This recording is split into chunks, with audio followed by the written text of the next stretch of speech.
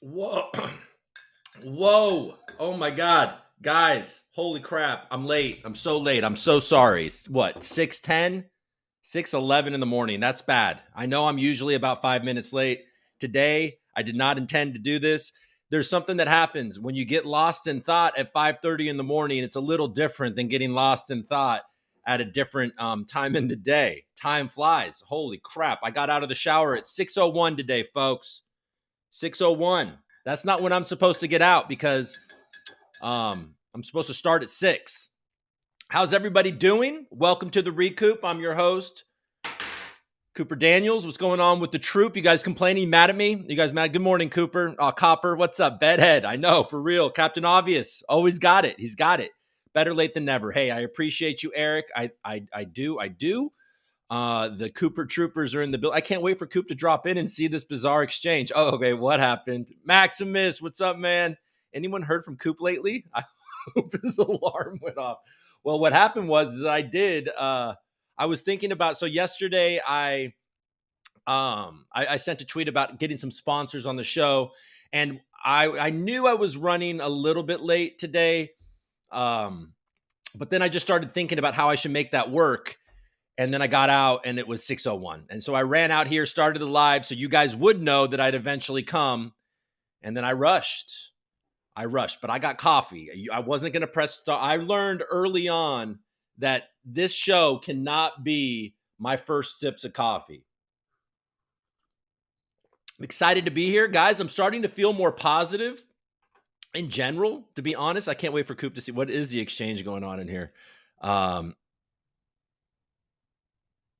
Oh, that sucks. I'm bummed out because I was planning on attending NFT Berlin as my first crypto event since moving to EU, but they have postponed. Must find a new party to crash. Well, buddy, you should go to NFT NYC, but you moved to Europe. That's your whole point. What's up? Good morning. Good morning, Cyprus. Glad to have you guys back. None of them have salt and pepper chest hair, though. What are we talking about, folks? And always late. LOL, that Cali time. Yeah, look, it's all fun and games. You guys are being cool about it. And I appreciate that. But also, maybe 6:03, 6:04 is more appropriate. Because I do want a couple of minutes for you guys to kind of come in. And, the chat's always fun. But, 6:10 is too much. Let's make up for it. Let's have a great show, right? Like I was just saying, I'm feeling pretty positive. I mean, I think algo's looking good. I mean, the price is going up, but that's not why. I don't even know what the price is doing. I haven't looked at it this morning. But I mean, certainly yesterday we had some good looks on the price. Markets in general, if I'm correct, are looking pretty good today. The unemployment I saw that as a banner on CNBC. Unemployment kind of got a little bit worse, which is something that the Fed will be looking at, but I don't think that was definitive at all. We have a huge day tomorrow, I think. And if we still care about core PCE, which is the Fed's, number one inflation indicator. So we're going to get that news tomorrow. And, look, guys, we all know that there's shoes to drop when it comes to Binance. I mean, they are indicating it in the news. This is how they do things. I said this last week. We were reading a CNBC article about something to do with Binance. I don't even remember what it was, but I said while I was reading it, I was like, all right, something's coming because this is them. Oh, it was about exactly what the CFTC lawsuit was about. It was about all the encouraging people to do VPNs in the Discord and all that. They definitely led with that. So I think we have some more of that. So who knows? They did the CFTC lawsuit on Monday. Fridays are a day that they like to drop news. So maybe we'll get some of that, but that's pure speculation and prediction. And often that is wrong, but we all know that stuff is coming down the pipe. I guess both would work. The turnpike. The pipe, like in baseball. Oh, today I think is opening day for baseball. I haven't watched baseball in many years, but I was basketball, but I was a baseball player as a kid. Loved the sport. I've kind of lost my passion for baseball. Unfortunately, I've kind of consolidated to football and basketball. But if you are a baseball fan, and I know some of you probably are, baseball is America's favorite pastime, which is actually probably football now. Doesn't matter. But yeah, I think it's opening day today. Go A's. But I do, in fact, unfortunately, Governor's hat. I don't know if this is what you're talking about, but I avoided gray hair on my body. I've had gray hair on my head since I was 18 years old, but I've avoided gray body hair until recently. So I do have a little bit of gray hair in my chest hair. Jesus. All right, let's look at prices. Let's look at prices. Is everybody else feeling good? I didn't really finish that thought, but I'm just feeling good. I don't know. I think I'm liking the fact I'm getting used to the idea.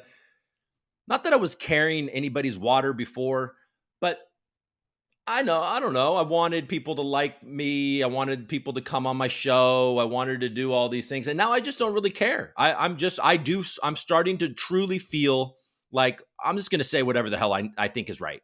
And I'm going to try to be kind and, see both sides and do things right. But there's no more kind of pulling punches unless it's just a punch that's unnecessary. And I'll probably punch unnecessary things and apologize for it. I'm not one of those people that's scared to apologize either. Anyways, what am I talking about? Let's look at prices.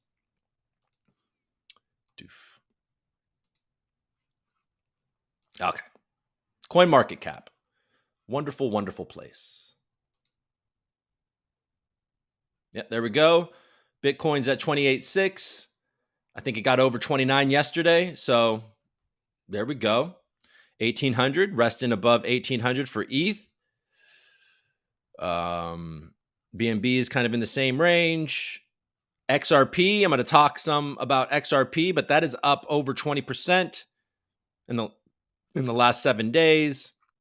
38 cents for Cardano. Polkadot sitting right around 615. Cool. $90 for Litecoin.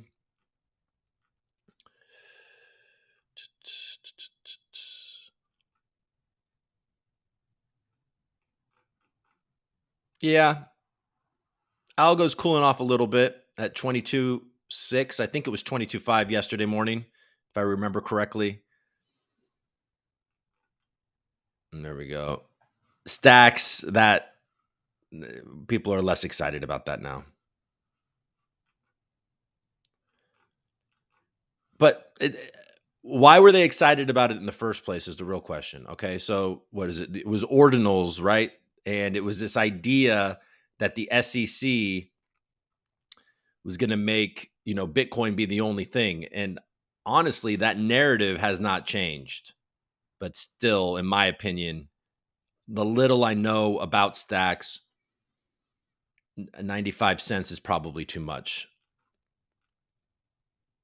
But look at that volume, by the way. Holy crap. Whoa.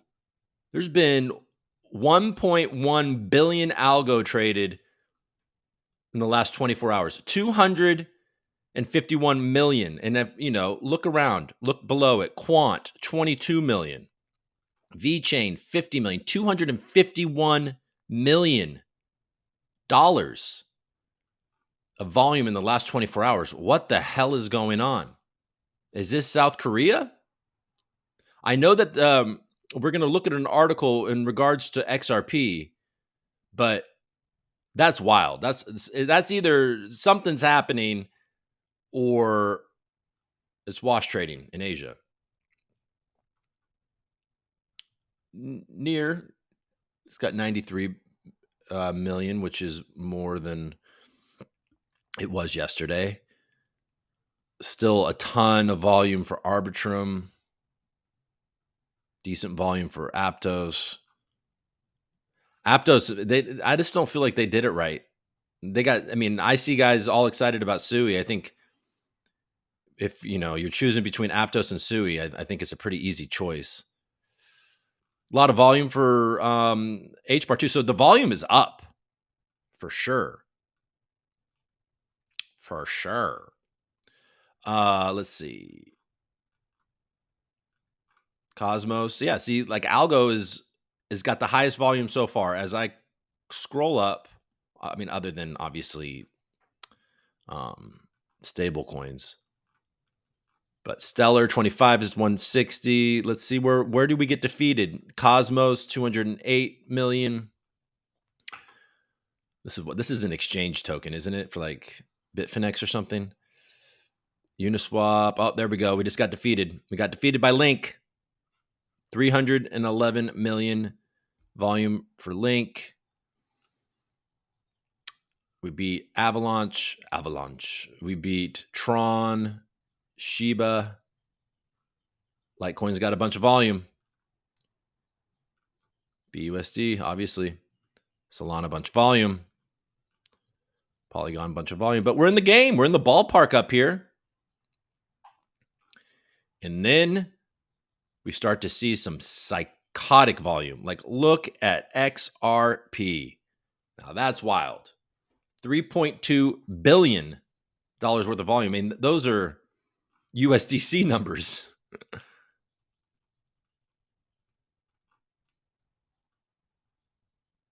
Wow.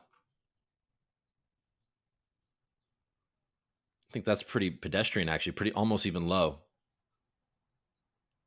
All right. So there's that.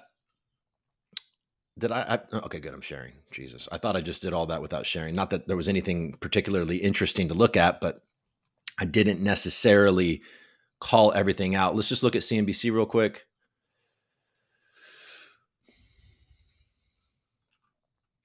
Futures are up. Look at that. Almost 200 points for the Dow, 80 points for the NASDAQ. You guys ever look at these pictures? These pictures on these sites are always so stupid.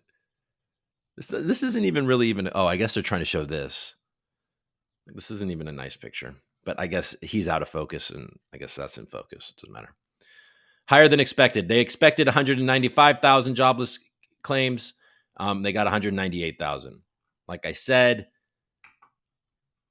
I mean, I think it's pretty inevitable with the credit crunch that is coming down the pipeline. I mean, all the smart people that I'm listening to are like, well, it's inevitable that we're going to be in a recession. The question is, are we going to be in a Great Depression? I mean, it's pretty bleak.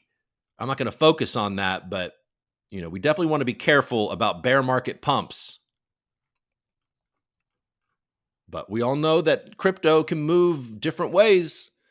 So you don't want to count anything out. And, I think a lot of people are looking at XRP right now, and they're like, if they win that lawsuit, then there's going to be serious momentum in crypto markets.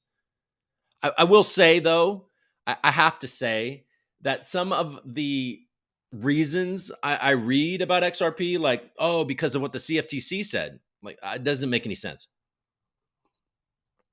The CFTC, when it came to securities laws, it said 0 things new.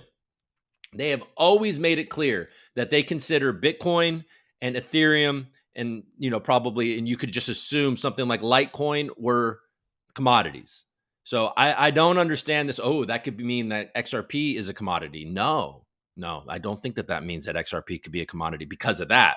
Now they could win the lawsuit, obviously. And by the way, I'm no XRP expert here. I know a lot of, maybe some of you out there that are watching right now have dedicated significant time of your life and years of your life dedicated to following all things XRP. There's a very loyal community out there. So if I misrepresent something, just put it in the comments and I'll correct it for sure. Let's look at this XRP. Where is it? Did I not queue it up like a putz?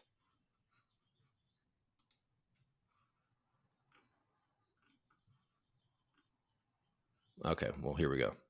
There. Oh, shit. Nobody wants this. Literally nobody wants this. I want this. All right. Okay. Let's look in this. Oh my God. Why does it look like that? Sorry, guys. Okay. Jesus. This is really annoying. CoinDesk, stop it. Okay. XRP trading volume spikes to billions of dollars on South Korean crypto exchanges. So we in the crypto community know, and I haven't seen this in a while, and it brought, it drew my eye last night. It appears that we got the South Korea pumps back, and it's happening in XRP. So trading volumes for XRP spiked to billions of dollars on Upbit, BitThumb, and Corbit, three of Korea's top exchanges by volume, on the back of the token's 26% rise in the past week. BitGet managing director Gracie and joined the comment. Okay. Oh, that's not what I wanted. Oh, so that's a live. There was an article. Nobody wants your stupid. That's why it was annoying. Oh. Let's look at that too.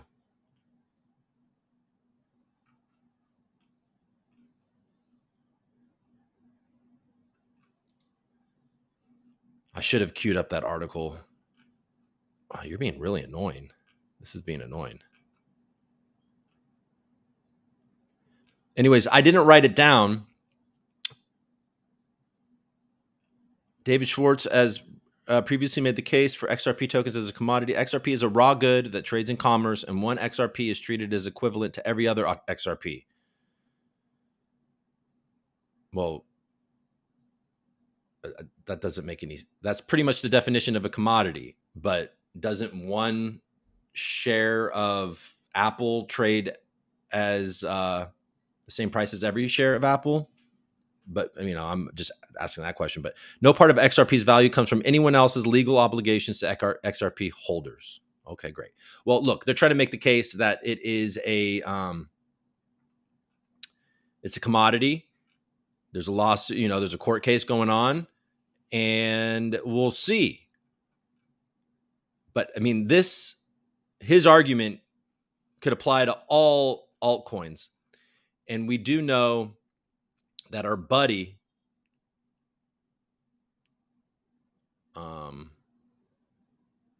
Gary, you guys like Gary? Who's a big fan of Gary Gensler? Let's look at this. Gary talked yesterday. SEC Chair Gensler, existing rules regulate crypto. Legislation is unnecessary. Thanks, Gary. Look at that face. Ugh. Securities and Exchange Commission Gary Gensler said additional legislation is unnecessary for crypto, but should Congress act, it's important that lawmakers not undermine existing laws. Gensler also declined to talk about any actions his agency may take against crypto exchange Binance, which was sued by a separate regulator on Monday.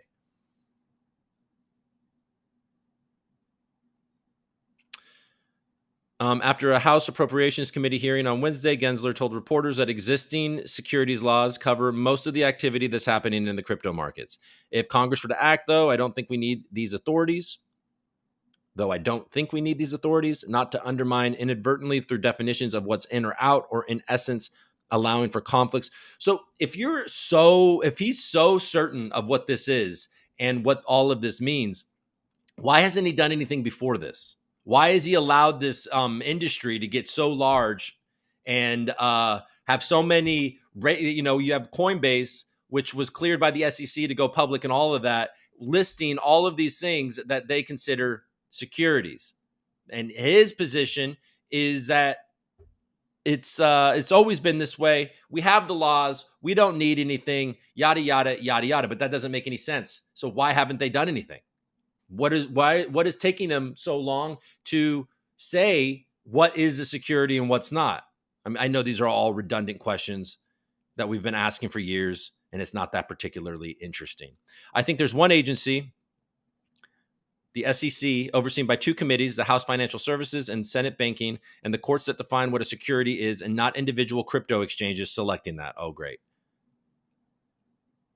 Oh, and the courts. Well, so we got XRP. Lawmakers have introduced legislation over the years to regulate crypto. Okay. I think many of the legislative vehicles would, if adopted, would undermine the securities remit. He was silent on Binance. The hearing came days after the CFTC sued the world's largest crypto exchange, Binance, for unregistered trading activity and highlighted some major revelations in its 74-page complaint. Some of those include Binance possibly knowing that it helped facilitate illegal transactions.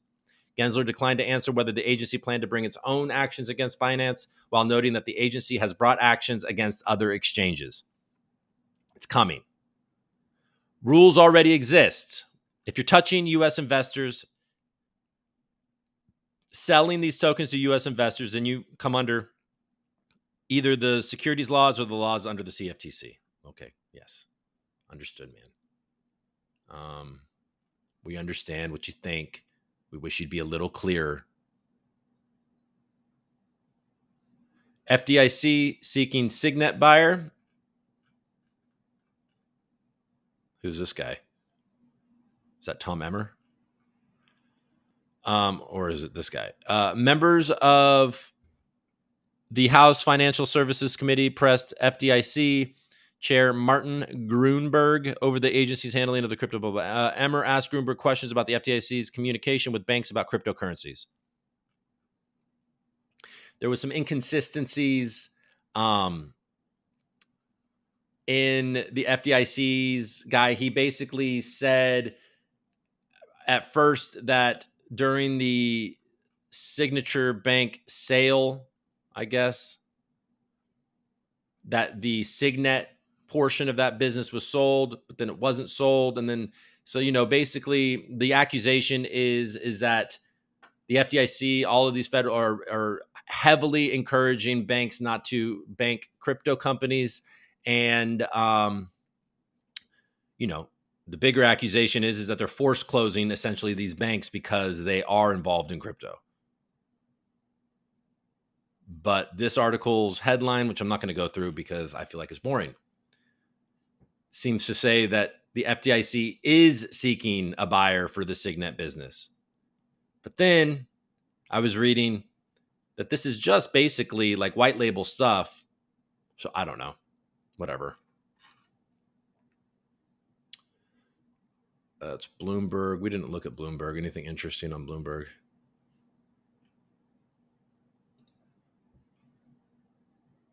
Oh, poor guys. Average Wall Street bonus plunges 26%. Morgan Stanley downgrades Charles Schwab. That's crazy. That must be because Schwab owns a bunch of low interest rate bonds and treasuries and everything.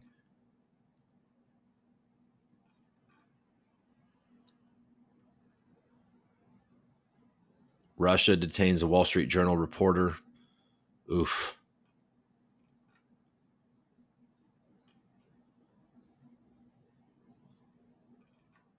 All right. Boring. Okay, we did that. We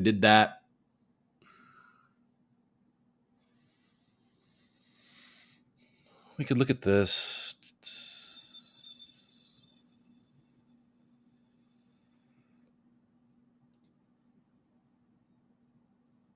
Okay, this kind of talks about what I was just saying.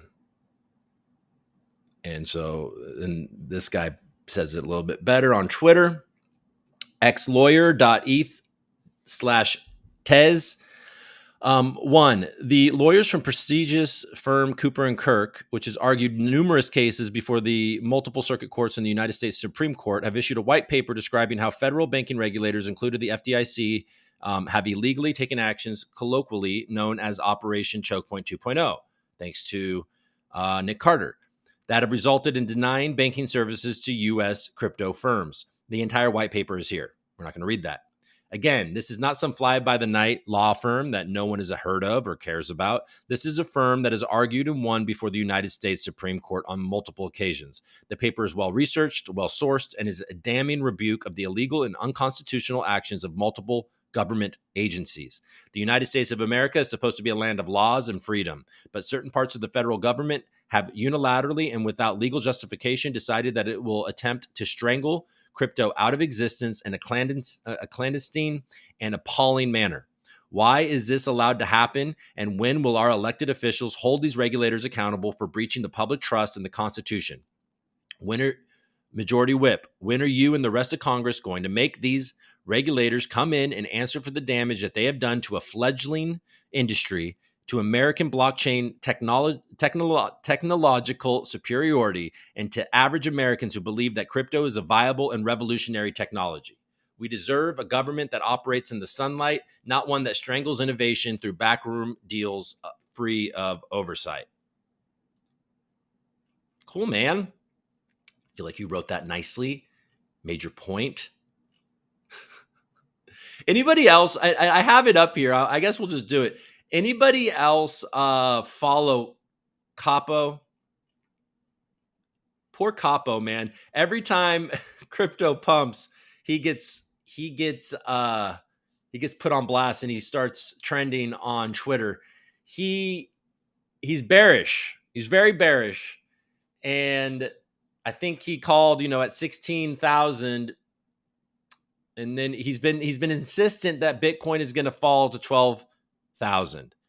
And obviously it's gone in the other direction, and all the traders are like, "You're a crap trader, bro. You should have known that this was doing this just looking at the charts." And they make a point. But let's just look. Let's look. Here he is, Crypto Capo, Marlon Brando. A lot of followers. And there you go. He did this capitulation. I guess that's a capo whatever. And then he drew that, like the COVID thing, and then this did that. So it's not going in his direction. But if you guys are following it, he posted a Discord a while ago. This was almost a week and a half ago. But, everyone's like, well, at what point does your bearish thesis get invalidated, right? I think he makes some good points, but the people criticizing him also make good points, because he's been bearish since 16,000, and Bitcoin's knocking on the door of 30,000 right now. So there was a lot of money to be made there.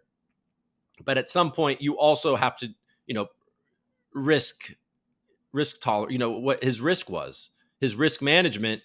He sees that during that time to 30,000, it could have easily done what he thought to 12,000. Invalidation levels are something applicable mostly to analysis based on price action. As you know, my analysis is based on a much larger set of factors, which helps you to identify many more things, such as if movement is corrective, trap, squeeze, blah, blah, blah, or if it really is a movement in the direction of the trend. As explained here a few weeks ago, invalidations that occur mean that the price can go higher at that time, but it doesn't mean that the possibility of new lows is invalidated. For example, a clean break of 25 would take BTC to 28 and 30. That has already happened.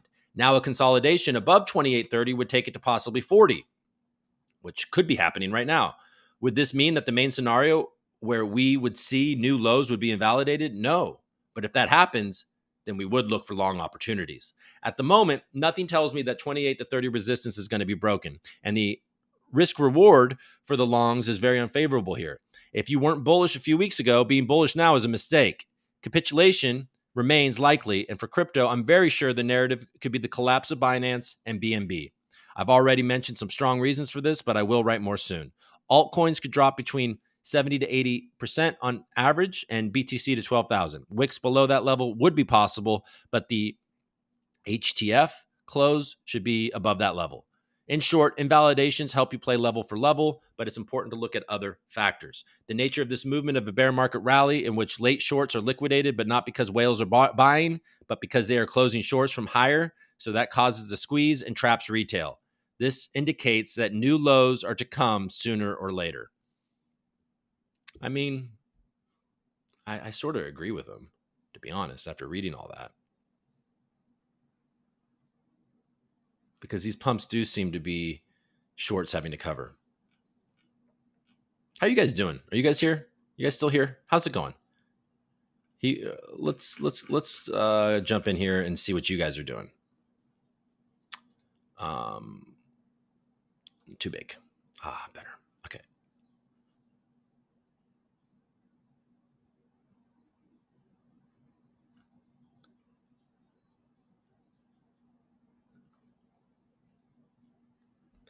Eric says Gensler's doing this now because crypto is a threat to banking industry and the banking industry is failing right now. It's a protective move for banking.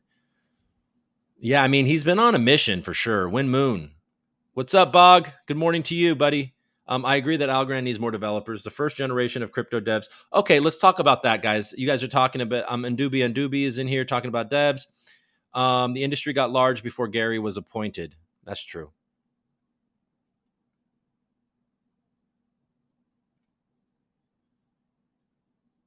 Oh, Ludo points out, watch out, if it's a commodity, you have to pay the VAT, which I know is how's VAT?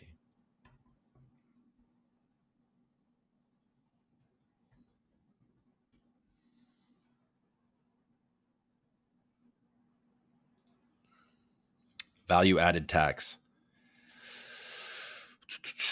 A consumption tax on goods and services that is levied at each stage of the supply chain where value is added from initial production to the point of sale. All right. So Ludo's pointing that out. Eric points out that higher unemployment doesn't always lead to lower inflation. We had stagflation in the 70s where inflation and unemployment were high. Absolutely. That's true. I guess the idea would be it would just tighten. I don't even know that they even, I think it's so inevitable that credit is drying up and it's going to cause so many problems that that's going to be deflationary. And then, I mean, folks, Kathy Wood was early. So it's the same as being wrong. But her thesis that the tech, I mean, we're seeing it right now with AI, that all of these crazy tech innovations are going to be deflationary as well. So we're really, the real problem in the end is going to be deflation, I think. Even though we're all sort of living in this world right now, but we're in risk growth assets. I mean, this is about to get messy for sure, because what we think we want in order for maybe the Fed to stop raising interest rates or to start cutting interest rates just very well could lead us to a very, very bad recession or depression. And then nothing's going to be good for a bit. But my economist hat is fragile.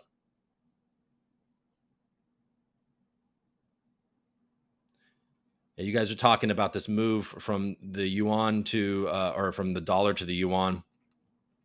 The issue with that is that, yeah, there's going to be huge countries in, obviously the Middle East and Africa and Russia and China. There's a lot of alliances there, but China's obviously making a big push to bring tech back. There was headlines yesterday about Jack Ma going back for Alibaba and them being more friendly to tech innovation again. I mean, they've had a serious problem in their economy. They need that. They were booming when there was more peace. China is certainly trying to position themselves as the global peacekeeper right now. But nobody in the West really believes that, right? So, it's becoming more and more divided, and alliances are going to be built. Hopefully, it's hard to believe that China, who is so known for manipulating everything, it's basically authoritarian on so many levels, communist at best. And it's just like, I don't know.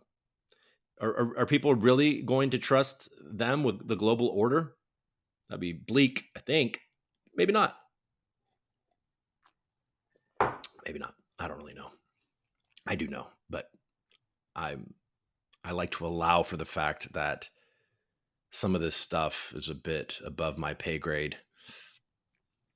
What else? What is CZ tweeting anything?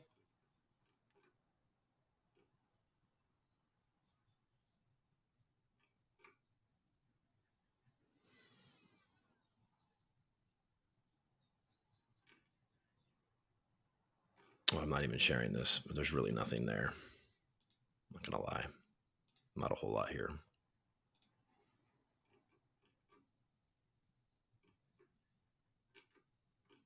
Okay, whatever that is. I don't even know what old Radiant Capital is.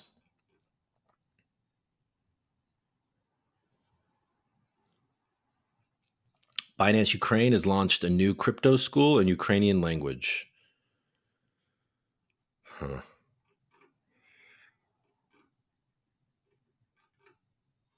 I mean, this guy's so the Department of Justice coming after him for facilitating Russian trades is probably coming soon.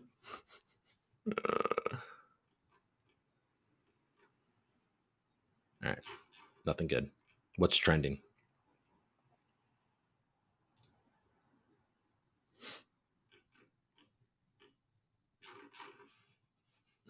Look, guys, not every show is going to be a banger. You know what I mean? What time is it? 6:46. Okay. How did the open go? How are we doing? Okay. Dow pops more than 100 points as traders bet banking crisis has stabilized. There you go. Dow pops more than 100 points as traders bet banking has stabilized. Wasn't that a bull thesis though for Bitcoin? That the banks have not stabilized? The longer this goes on, I mean, the Fed was basically like, look, interest rates aren't because of this. Like was anybody in control at Silicon Valley Bank? But I think a lot of people are calling bullshit on that. So we'll see if this is a worse situation than but it does seem like strongly the narrative is we're moving on from the bank problem. But we'll see. I mean, the Credit Suisse issue was a long time coming. We heard about that. We thought that was happening last year. The Pope's in the hospital. All right.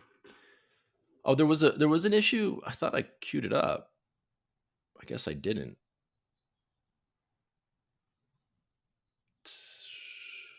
Where's that guy? No, thank you. Don't know what all this stuff is. Let's go here. All right. Why is this like this? I don't want it like that. Let's not do that. All right, here we go. Let's look at this guy. This guy he's a bit bearish on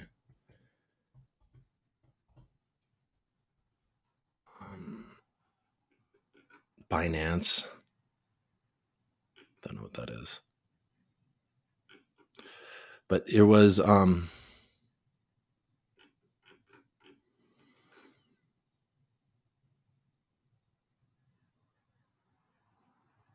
right, let's see what this guy's saying. This guy's pretty smart. I've been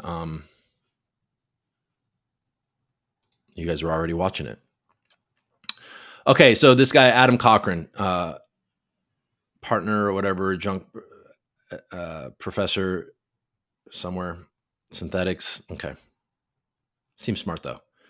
Okay, Adam Cochran. Job market's fine. GDP fine. PCE above estimate, but fine trend. Consumer spending still fine. The call for any rate cuts are overblown. This Fed could still give multiple hikes or more aggressive QT if they wanted to. This is the first read after the banking strain as it was compiled March 25th. Other than poorly managed banking reserves, the economy is showing that it has tolerated these rate hikes. A pause may be fine, but calling for cuts just means you're over your own skis.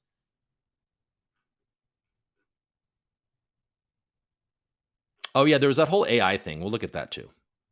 I'm glad that I'm here to remind me. Let's just look at that real quick too. How effective altruism power brokers help make Sam Bankman-Fried. We're not going to read about that. I'm looking for...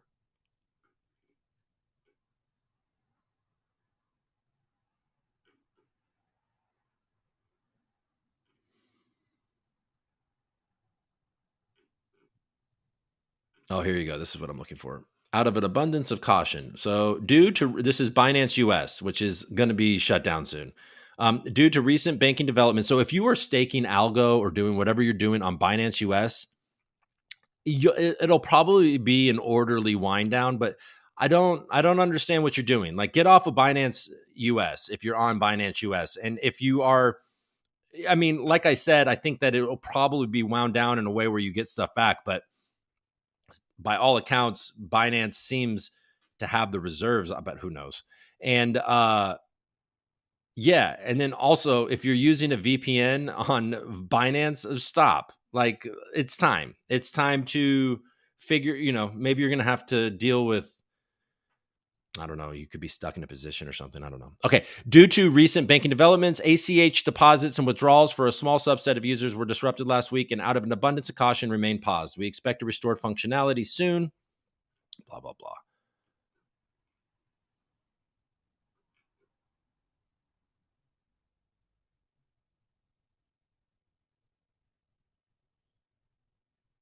Okay, so this woman is pointing out that ahead of Gary Gensler's budget testimony this afternoon, it's worth noticing that a big chunk of the 2.4 billion he's requesting for the year 2024 is going toward paying employees' salaries and benefits, a whopping 1.6 billion for 5,473 people. In fact, well paid. You guys should get a job there. If you're looking for a job, just work for Gary. All right.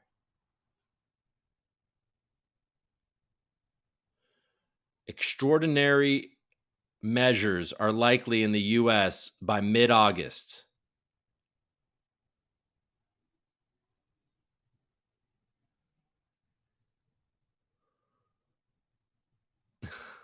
This guy pushes back. Our banks are fine, super strong, super robust, but like, could we have more tools in case they aren't? But they're totally great.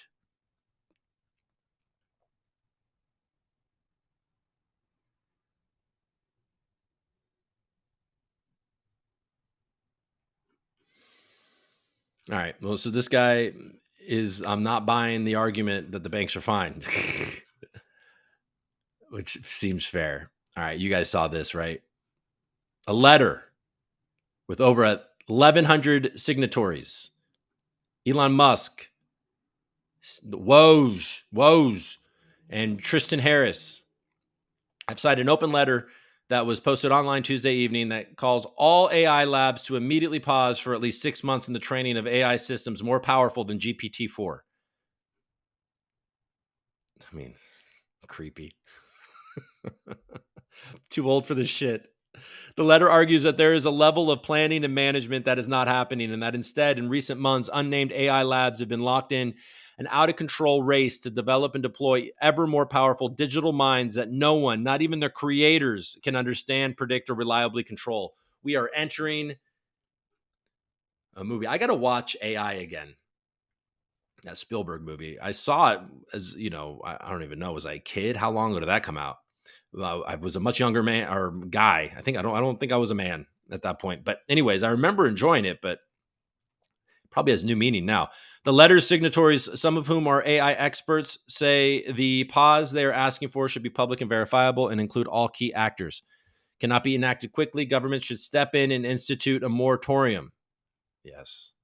I mean, the problem with this, and I mean, I know everybody, it at least occurs to everybody that, yeah, you can call for a moratorium and then maybe the good guys and the nice ones will do it. But then everybody else will just take that as an advantage to get ahead.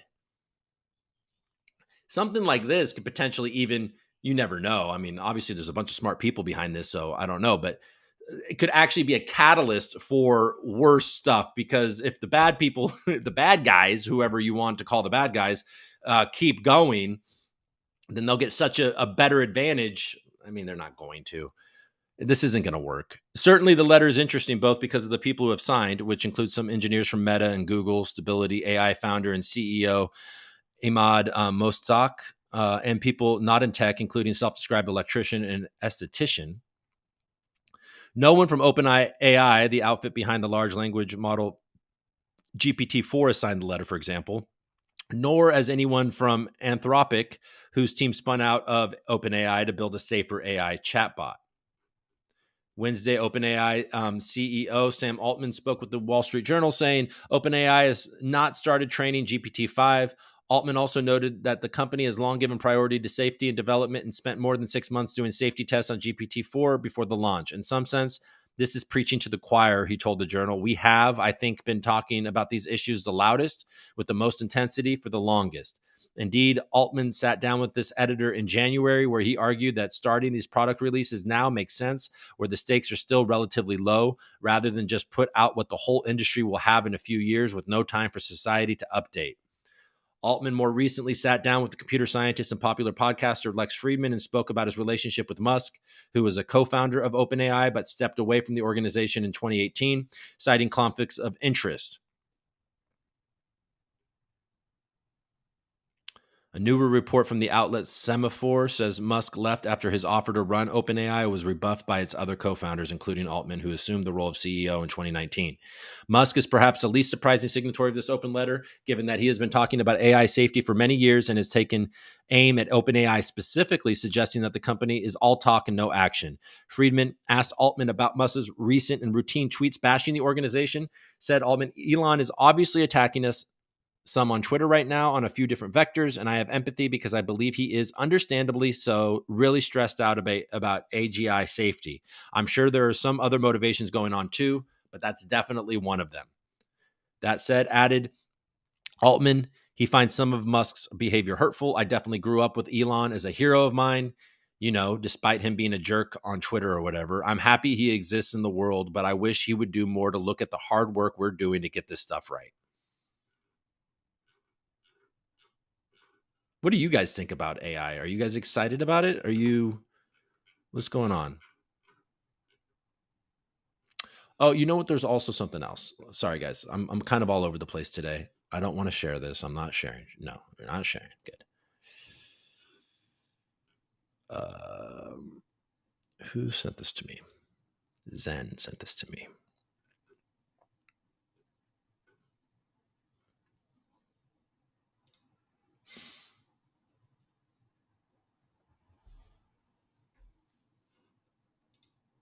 Oh, I don't think I'm signed in.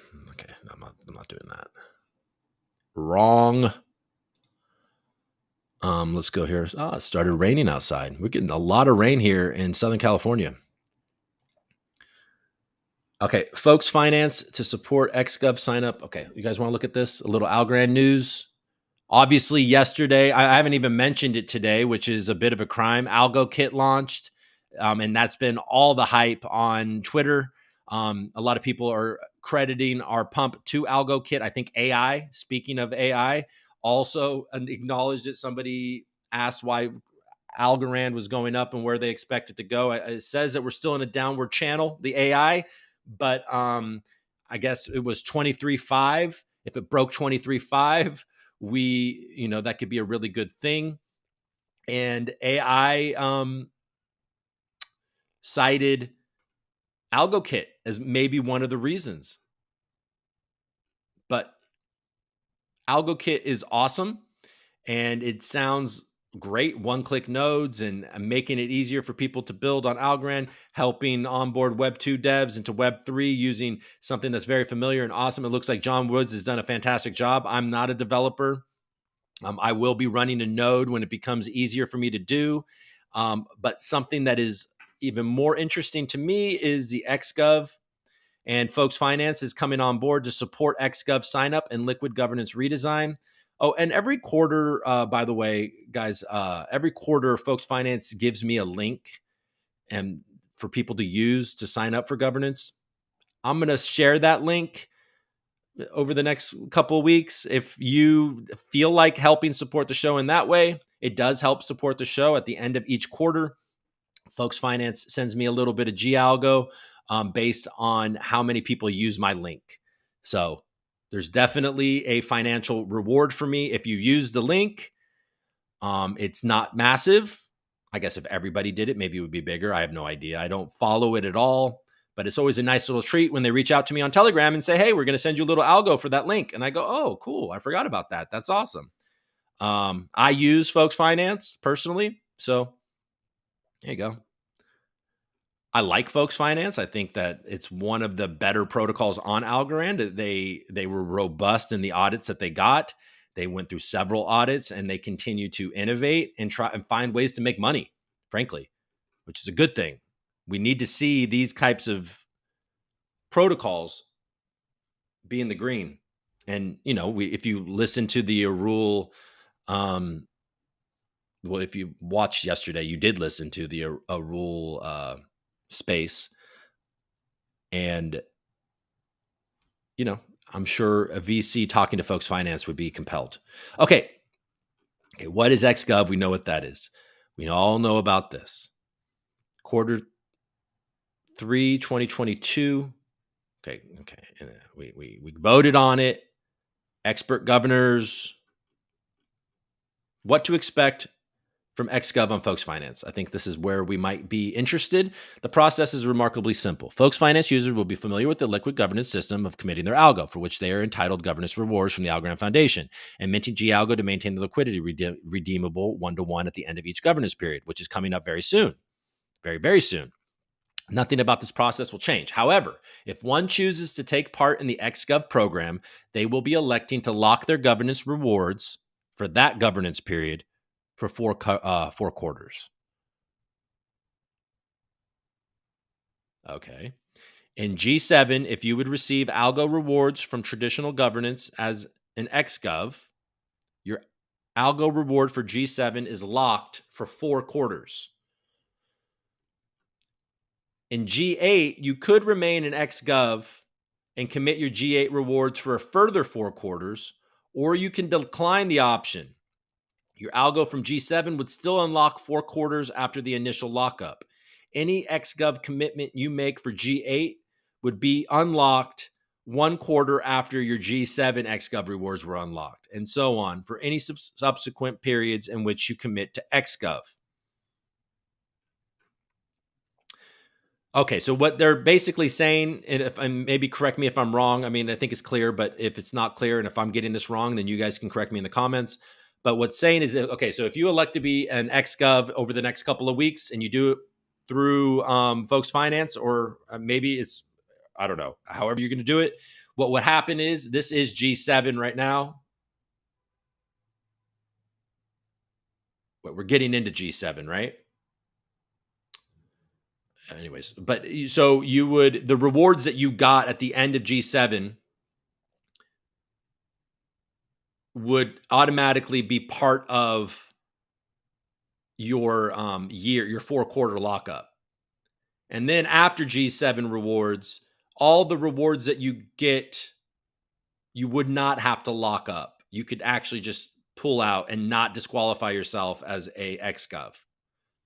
You could further commit those rewards, and those would lock up for an additional 4 months or 4 quarters. Governance through Folks Finance will operate the same. If one chooses to be an XGov, the algo rewards that one would have received are now the XGov's voting power in the XGov program. To exercise this voting power, an XGov must utilize the relevant Algorand Foundation sites each voting period. These sites have yet to be published. They've not been published. Once Folks Finance registers an XGov, it is the XGov's responsibility to fulfill all other further requirements in order to maintain their eligibility in the XGov program. Due to the change in design, early claim and G-Algo will no longer be available. Community polls were taken across multiple social media engagement and platforms, and participants showed overwhelming support for XGov integration over the early claim feature. Okay, so no more early claim, which had to have been a wonderful thing for a lot of you. You must have loved that. I never actually early claimed, but there had to be short-term people that are like, sure, I can commit and get a bunch of G-Algo and get extra. And then the problem would be the swap at that point wouldn't be favorable. And so this is a little more on how it works.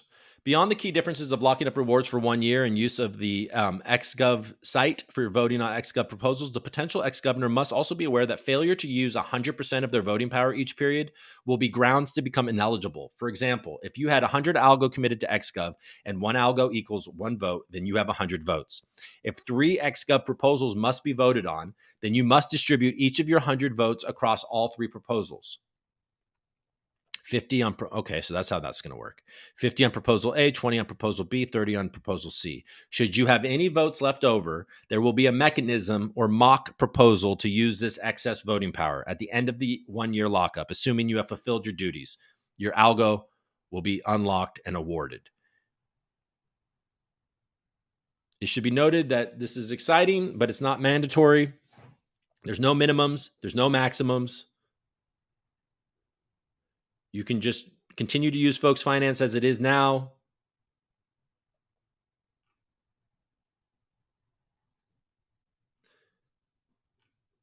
One of the biggest changes the XGov program brings to Algorand is the ability for any member of the community to submit proposals to be voted on by the XGovs, which could potentially be voted on through traditional Algorand governance in turn. One of the exciting features of this process is that it should be possible to submit proposals through the governance period. This should significantly increase the amount of decisions that can be affected through traditional governance. These proposals can vary in nature: funding for early stage projects, facilitation of community involvement, addressing the needs of the community. If a member of the Algorand community wishes to submit a proposal, ARC 34 sets guidelines for doing so, as well as provides a template form and a link to the XGov proposals repository. A proposal would need to pass a minimum threshold of votes proportional to the amount of funds requested. Once the voting period begins, approximately 1.5 months from the start of the period, XGovs would vote on the final proposals that would then be filtered up and voted on through traditional governance. We hope you're as excited about this evolution. I'm excited, folks. I like it. I'm excited about it. It's complicated, and it's not going to be for everybody. 100%. Now, if this is a success, I'm sure we're going to see probably XGov NFTs and stuff like that. You never know, what holding. There's always been that experience, of floating, where maybe your voting power will increase by your experience. So obviously participating early on might, in the end up being beneficial. But at the same time, there's more work to be done, for sure. What do you guys think? How are you guys doing? Need a haircut. Yeah, me too, Eric. I have two. Let's see. Okay, wise up. Uh-oh. David is here to get you people to wise up. David Rosen is not is not bullish, if I remember correctly. What's happening, guys? Uh-oh. David's trying to hijack my show. Captain Obvious, what is he doing? Oh, he's calling it a BitBoy pump. I mean, BitBoy's pumped algo before with his Amazon stuff.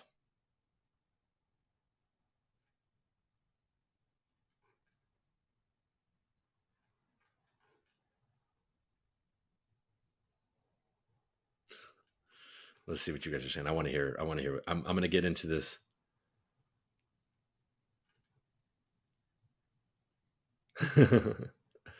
Is AlgoKit going to help me, Ludo? Coop, we need more developers. You should become one. I'm going to keep doing this, and I'll run a node. Maybe you can help me, Ludo. Or hopefully the one click thing I won't need your help. Okay, I'm trying to catch up to where maybe this started. Fear not, Coop. I will save you from you. Don't worry about me, buddy. I'm Silvio's like Biden. Oh yeah, this has gotten intense. CZ will buy the whole SEC. Oh, God, the open letter is anti-competitive. The leaders want to lock in their positions.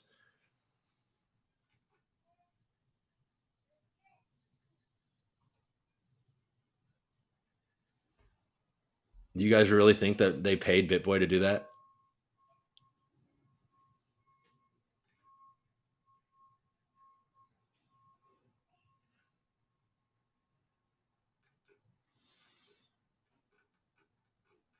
I didn't really think that they would pay BitBoy to do that. I don't.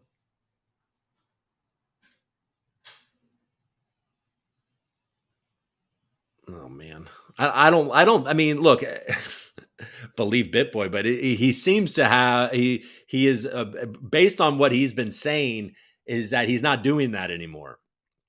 And I watched him. I watched that interview with John Woods, and he basically admitted that he did do a sponsored video for Algo, like in the very, very, very beginning.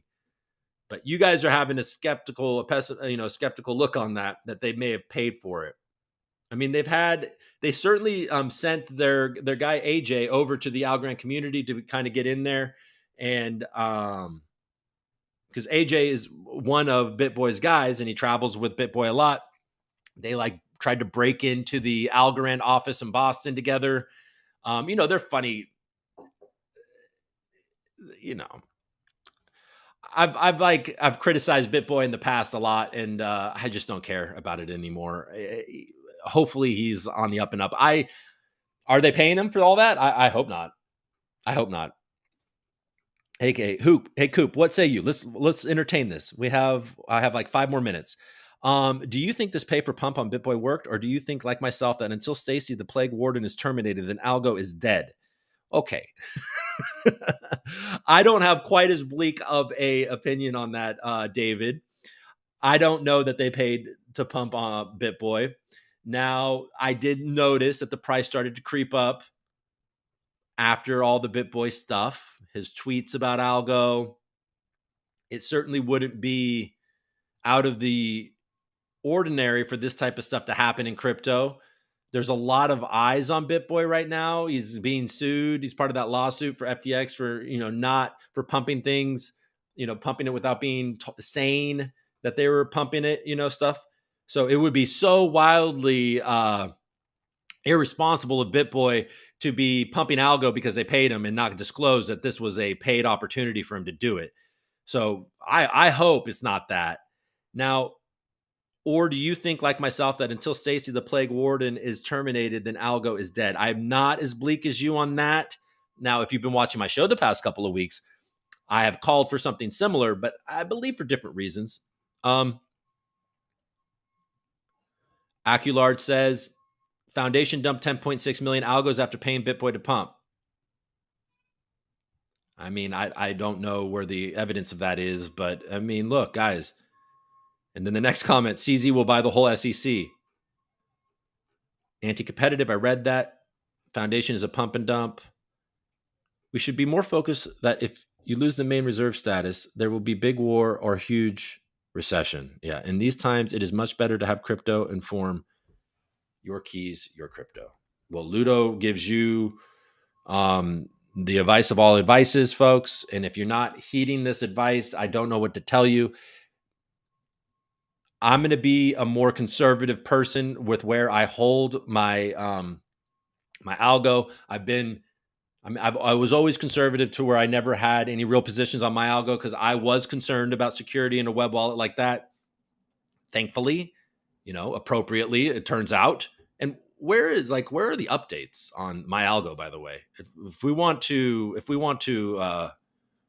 wonder things, they've been pretty silent. I mean, I guess there's an investigation going on, but I would like to hear an update from MyAlgo on the MyAlgo hack. I'm sure that there's some of you watching me right now. I've lost some people now. I think you guys are a little over it, but I'm assuming. What am I saying? I said the word assuming.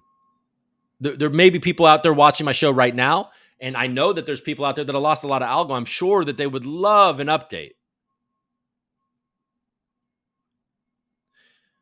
The reason Algo can't gain traction is because investors know Algo Foundation is diluting 24/7. And until that stops and the Stacy the Plague Warden is fired, the Algo is dead. 59% of the world reserves are USD. 20% is Euro.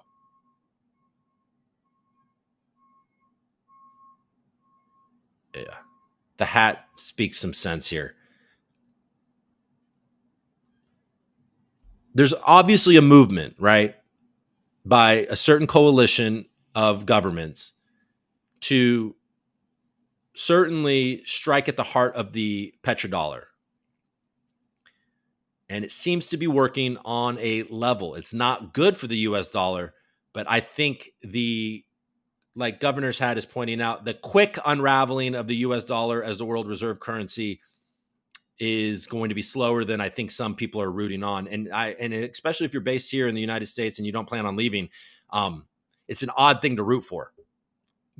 I know it's because you love Bitcoin, but still, the world is bleak. All I'm doing is keeping calm and ensuring that I will be prepared for whatever outcome happens. None of us can do to change things that are above our pay grade. GG, that's some sense. He's speaking some sense here. You do need to stay calm and protect your assets. If you're a crypto person, you're somebody that believes in Bitcoin, algo, whatever currency that you like, have it in cold storage. Be especially in these uncertain times. Maybe even diversify your stable coins and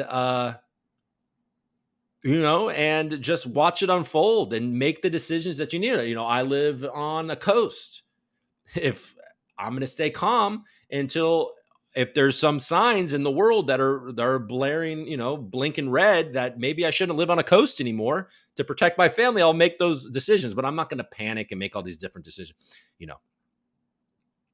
Yeah, an algo kit, I think, by the way, the BitBoy thing may have had an effect.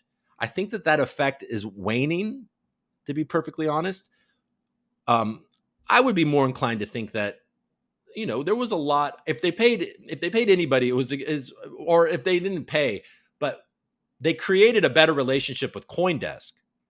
There was a lot of hype yesterday. There was a lot of hype about India. There was a lot of hype about, there's been some hype and they've actually reporting on it at CoinDesk. If you've been in the community for a while, you understand that CoinDesk has almost made an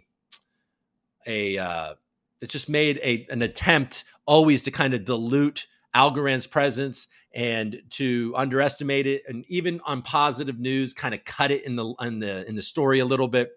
And we saw yesterday, I started the show a little early yesterday, and I showed you guys that there was 2 stories in the scroll about Algorand with the name in the title and all of the things. So I think that indicated to probably a lot of people like, oh, wait, Algorand's got some stuff going on. And then Captain Obvious, once again, Travel X is making it real. That's also cool. That's something that if you're paying attention, you see that there's real use cases being done on Algo. Huh. Richard Harris says, Algo talked to the UK. Who from Algo talked to the UK House of Lords yesterday? That's pretty big.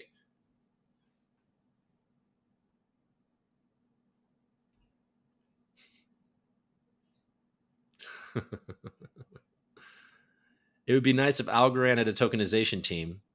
Oh, tokenomics team. We're doing tokenization again? Tokenomics? I want to. Oh yeah, a tokenization team. That is what you're talking about. Sorry, bud. I want to tokenize an asset, but don't have a way to go through the programming process.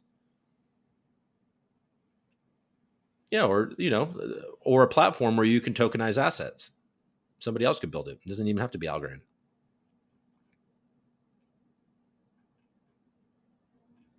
He uses folks too. Bat Boy. Isn't it a musical, Bat Boy? It's about a boy that's a bat, not about a baseball player.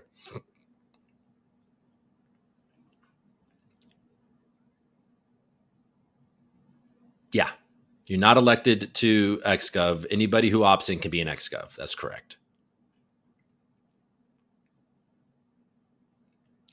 And there's no incentive to be an XGov. The only incentive to be an XGov is that you can be part of this governance process.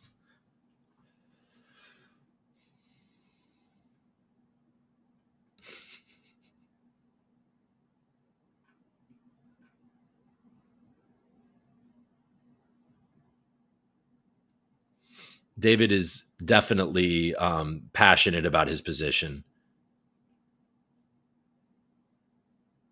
Yeah. The hat says that it's not for those who aren't committed to actively participating. Eric says, been a governor every period since period 1. I'm in this long term, going to apply to be an XGov. That's what that's what I like to see that, man. I'm in the same boat as you.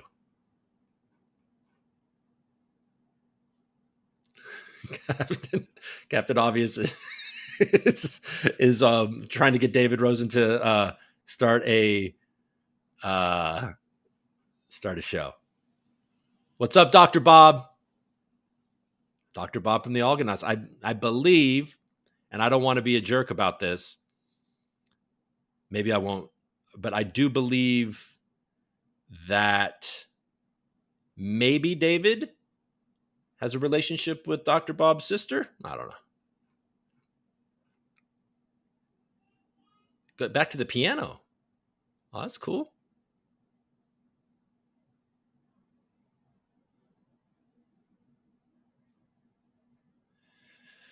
He was a buyer since 22 cents, ran it to 288, and now he's back down to 22 cents. It's quite the journey. You had a better journey than me, by the way. I think I started at 69 cents and I ran it up with you to 288. So good on you, buddy. Yeah, news about my algo. So yeah, getting a question there. That's right.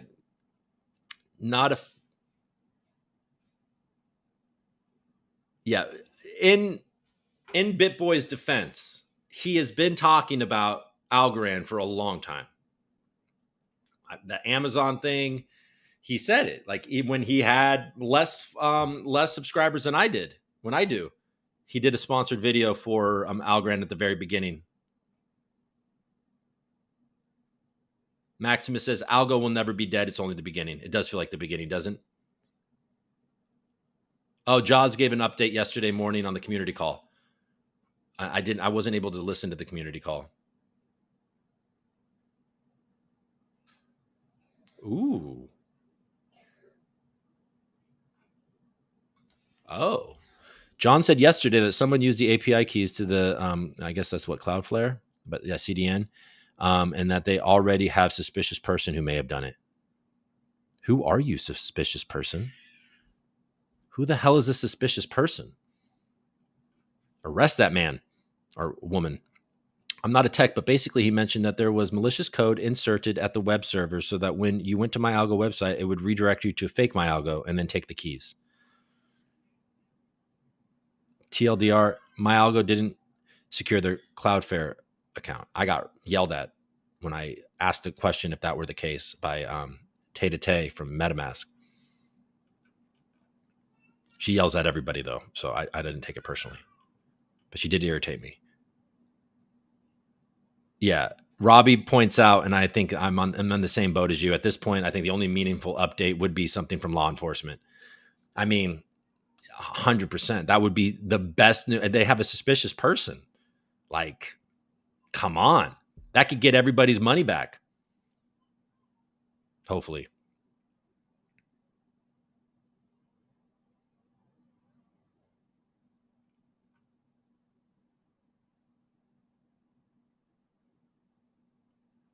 There you go. Plenio345. Yes, I went on MyAlgo before the hack and I was redirected to somewhere else after using password. So I got nervous and I thought something was very wrong.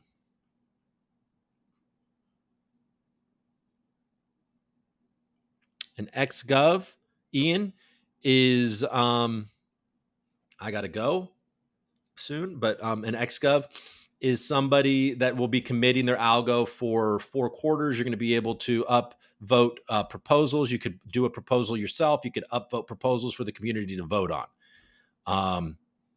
There isn't really any other incentive.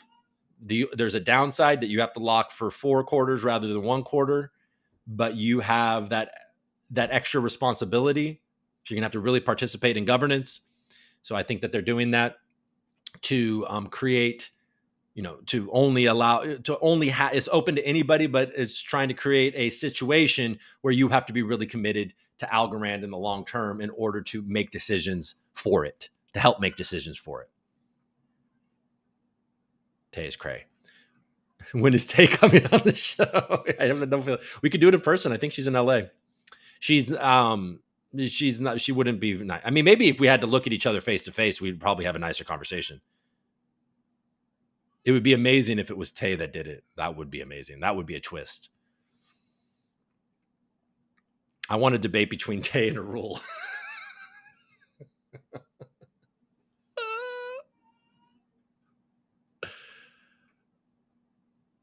Oh, cool. And am I wrong about this, Tom? But is Doro Unger Lee, isn't she, is she the head of the ACE program? Maybe I'm mistaking that. All right. All right, guys. Hey, again, I go later. I started late, but I went later, so that's good too. I'll be on more on time tomorrow. I really appreciate you guys, and to the Cooper Troopers, to this awesome chat that is always going on every week or every day. I really appreciate it. Every day. Oh, there she is.